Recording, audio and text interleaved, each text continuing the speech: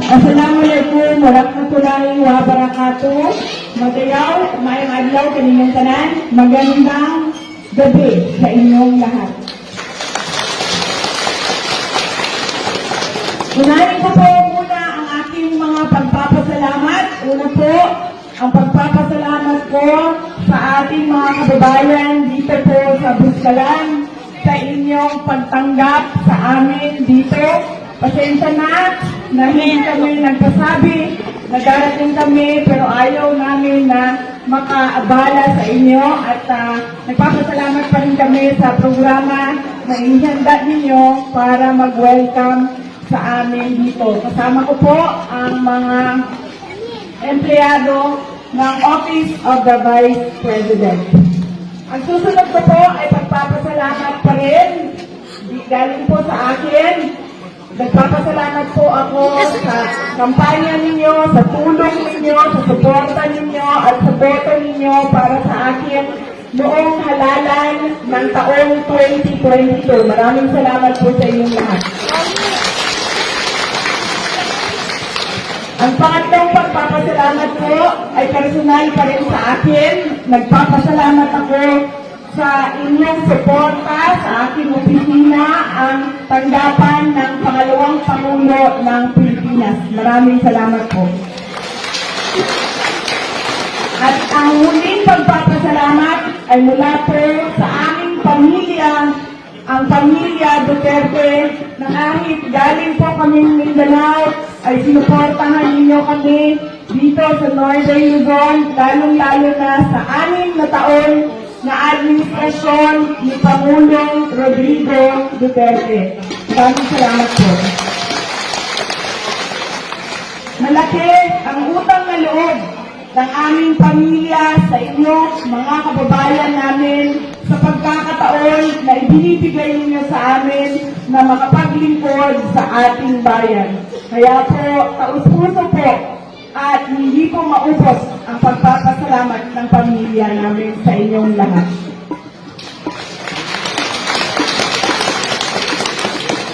Noong nakaraang linggo ay nabigyan po kami ng pagkakataon dahil kami ay nakatanggap ng imbitasyon na bumisita sa mga malalayong lugar doon sa Bicol Region o Region 5.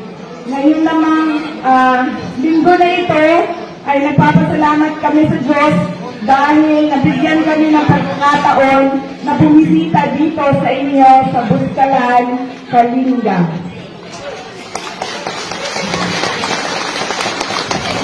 Mahaba po yung biyahe at malayo po yung biyahe namin.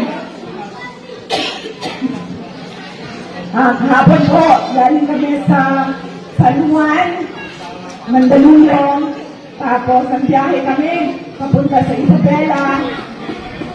Tumigil kami sa Santiago City.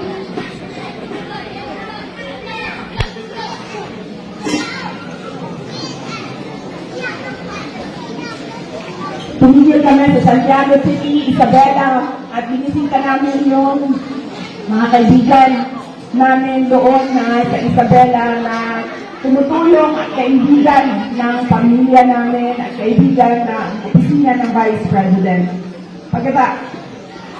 Pitong oras po yung biyahe namin mula Mandaluyong papuntang Santiago City. Doon na po kami natulog at kaninang umaga, maaga kami umalis sa Santiago City, Isabela, papunta dito sa inyo sa Buskalan.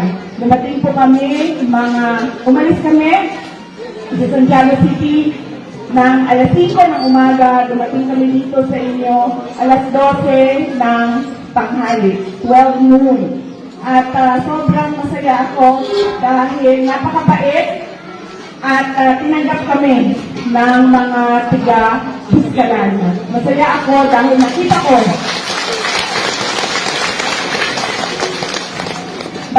ko yung resiliency ng inyong lugar dito sa Buskalan. At nakikita ko yung pagkakaisa at pagtutulungan ninyo para sa inyong komunidad, lalo-lalo na sa mga bisita na gustong makita ang ang inyong lugar at makilala si Apo Wangud.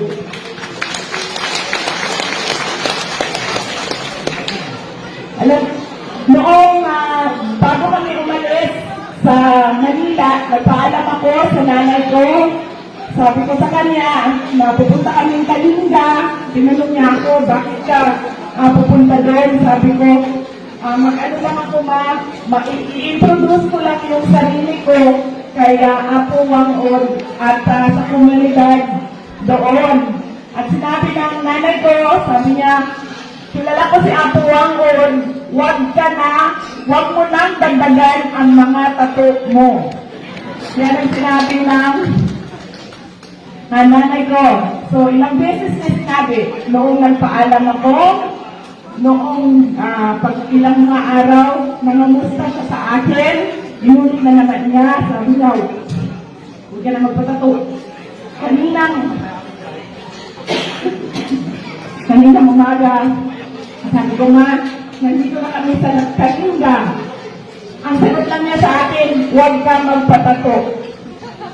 Pero kanina, hindi ako nakapila para magpatato. Sinusuportahan ko lang yung mga kasamahan namin na gustong magpatato dahil nga ayaw ko na hindi sundin ang sinasabi or utos ng nanay ko. Pero noong nakatatlong beses na si Apo Wangud na halika, kailangan mo magpatato.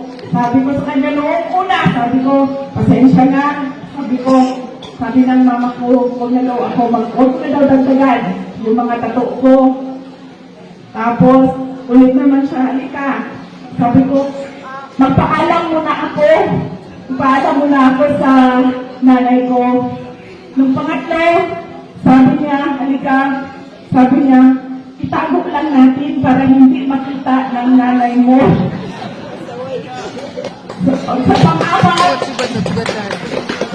hindi na ako nakahindi dahil isang senior citizen na mismo ang apat na beses na nagsabi na tatuan kita. Kaya masaya din ako dahil meron din ako tulad ninyong lahat na tato ni Apo Wangud. Maraming salamat po, Apo. At ang huling mensahe ko para sa inyong lahat ay mensahe ng edukasyon.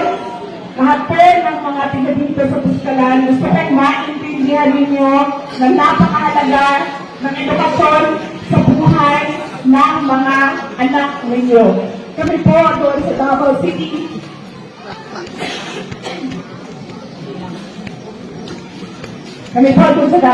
bago po ako bumaba as mayor, natapos namin ang City College of Davao.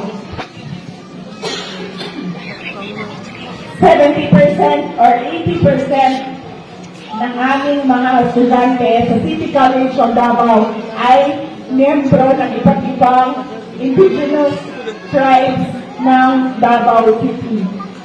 Kaya masaya kami dahil nabibigyan ng opportunity yung mga IPs na makapagtapos ng college sa loob ng City College of Davao City na pagmamayari ng local government unit ng Davao City. Sinigurado ko na bago ako bumaba doon sa pagka-mayor ng Davao City ay natapos namin ang college, ang paaralan para masiguro yung kinakatasan ng aming mga Davaoeños na miyembro ng IP.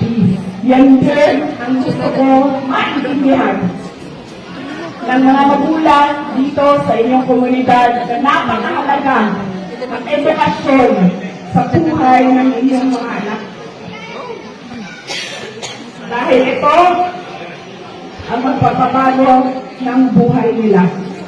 Meron po akong example na pinasimple ko ang explanation o halimbawa para maintindihan ng mga bata kung bakit mahalaga ang edukasyon sa buhay nila. Kunwari ay, itong programa natin ngayong hapon na ito ay graduation natin lahat. Ito po ang ating mga honors, valedictorian, salutatorian, ang ating third honors. Lahat po tayo gagraduate ng nursing. Graduate tayo lahat ng nursing. Nakapagtapos tayo ng nursing. Meron tayong isang classmate na galing sa may kaya na pamilya. Yung kanilang pamilya, may hardware, may pharmacy, may grocery, may piggery, walang problema ang pera. Pasok lang ng pasok sa negosyo ang pera. Ang anak nila, walang problema. Bayad ang tuition, may kinakain araw-araw, meron siyang mga gamit sa paaralan na kailangan niya. Meron tayong isang classmate galing sa pamilya na naghihirap.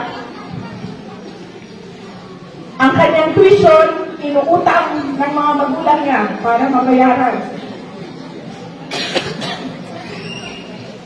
Ang kanyang pagkain, minsan meron, minsan walang kain, pumapasok sa paaralan. Walang gamit, walang libro, nanghihiram lang sa mga classmates ng gamit sa paaralan at mga libro.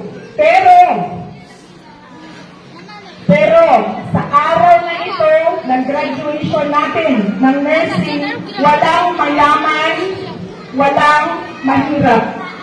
Bakit?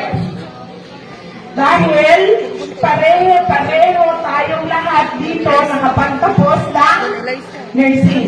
Ibig sabihin, kung yung nakapagtapos na galing sa mahirap na pamilya, ay pareho na ang oportunidad niya na makapagtrabaho bilang nurse sa isang graduate na galing sa mahirap na pamilya. Pareho na silang pwede mag-apply sa hospital, pareho na silang pwede maging nurse. Wala nang mayaman, wala nang mahirap. Pareho na sila. Kaya napakahalaga na maintindihan yun ng ating mga anak. Yan ang magpapabago sa buhay. Ulitin ko, masaya ako na nakasama ko kayo ngayong gabi, kayong lahat ngayong gabi dito sa Buskalan. At nagpapasalamat ako sa pagtanggap ninyo dito sa amin. Magandang gabi, maraming salamat sa inyong lahat.